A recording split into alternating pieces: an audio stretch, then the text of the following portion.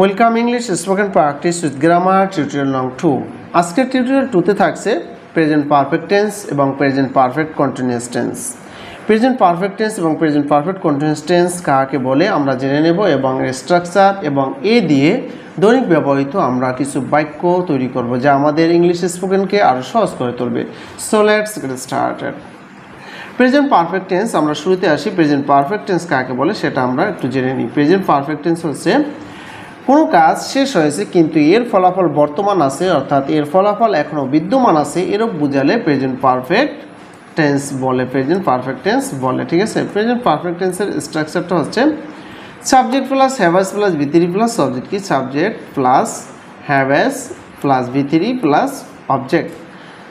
আমরা কিছু উদাহরণ দিই, তাহলে এই উদাহরণের মাধ্যমে আমরা প্রেজেন্ট পারফেক্ট টেন্স খুব ভালোভাবে আমরা বুঝতে পারবো।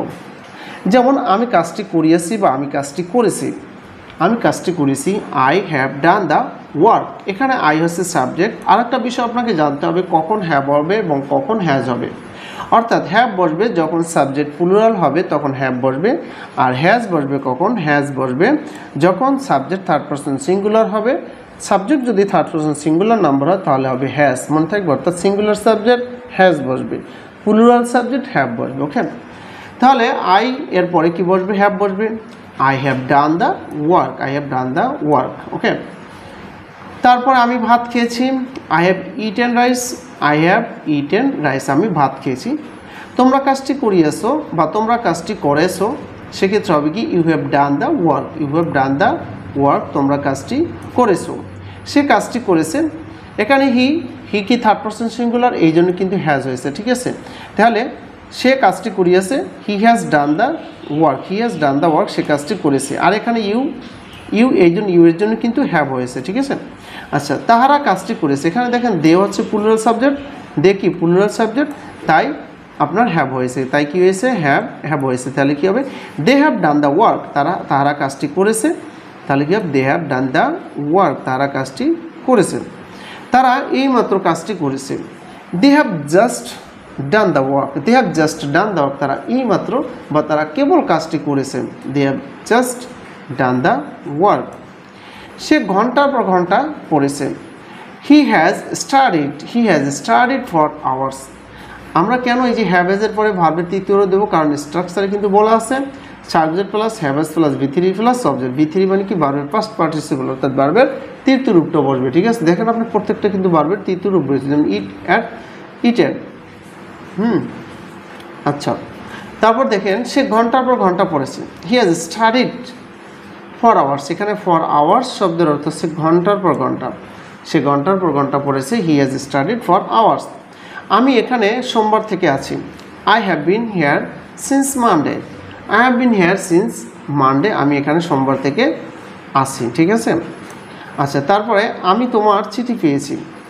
I have received your letter, I have received your letter, আমি তোমার চিঠি পেয়েছি। আমি লিখেছি, আই হ্যাভ রিটেন, আমি লিখেছি, আই হ্যাভ রিটেন। আমি পড়েছি, আই হ্যাভ রেড, আমি পড়েছি। আমি রান্না করেছি, আই হ্যাভ কুকড, আমি রান্না করেছি। সে রান্না করেছে, শি হ্যাজ কুকড, সে রান্না করেছে।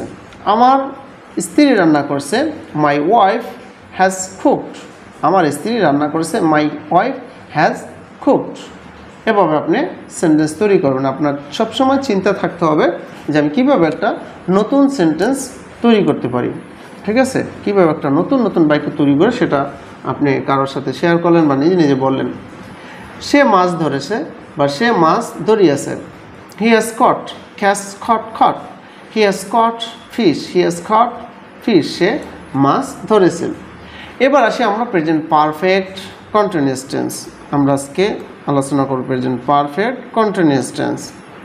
কোনো কাজ পূর্বে আরম্ভ হয় এখনও চলছে, কোনো কাজ পূর্বে আরম্ভ হয় এখনও চলছে, এরূপ বুঝালে প্রেজেন্ট পারফেক্ট কন্টিনিউয়াস টেন্স বলে। এরূপ বুঝালে কী হবে, প্রেজেন্ট পারফেক্ট কন্টিনিউয়াস টেন্স হবে।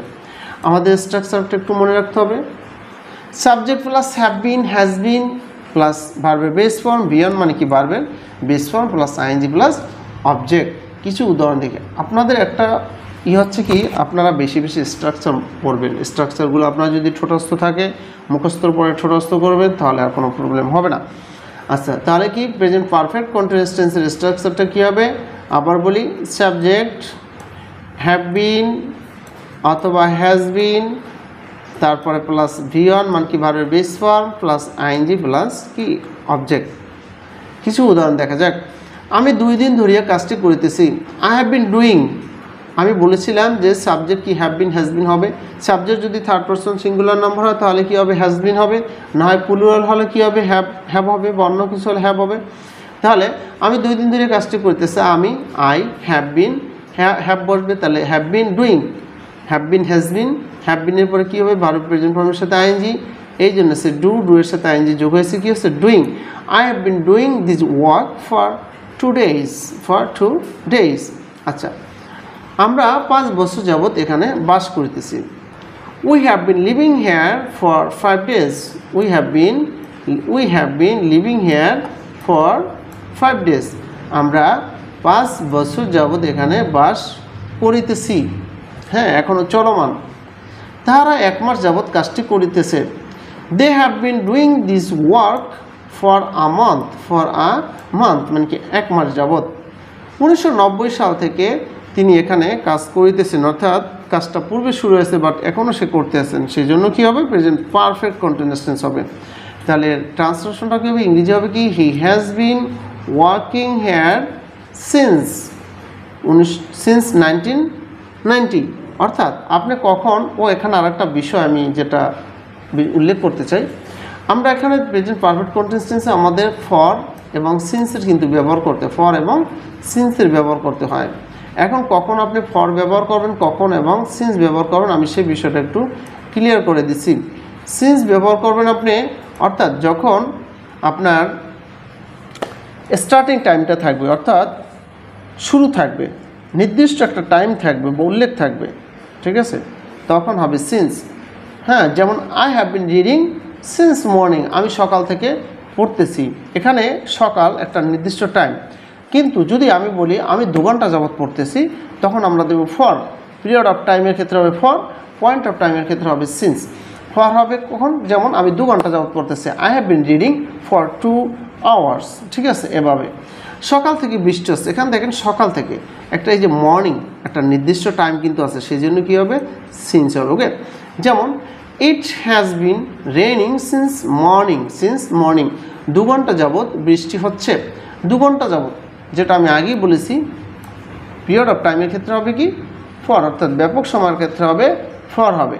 যেমন এখানে 2 ঘন্টা যাবৎ বৃষ্টি হচ্ছে, কিন্তু কোন 2 ঘন্টা কিন্তু উল্লেখ করা নাই, সেই জন্য হবে কি it has been raining for 2 hours, সেই জন্য ফর হবে it has been raining for 2 hours। প্রিয় ভিউয়ার্স, আজকের ভিডিওটি এ পর্যন্তই। আমরা আস্তে আস্তে শিখবো, আমরা কম কম করে শিখবো, বেশি বেশি একেবারে না শিখে আপনি বেশি যখন একদিনে বেশি শিখতে যাবেন তখন আপনার কাছে বোরিং ফিল হবে। সুতরাং আমরা আস্তে আস্তে কম কম করে শিখব। তো আমি এগুলো অনেক পার্ট আকারে প্রকাশ করব, টিউটোরিয়াল আকারে প্রকাশ করব। যেমন আজকে টিউটোরিয়াল 2, এর আগে আমি টিউটোরিয়াল 1 আমার চ্যানেলে আমি কিন্তু আপলোড করেছি, আমার ফেসবুক পেজে আমি আপলোড করেছি।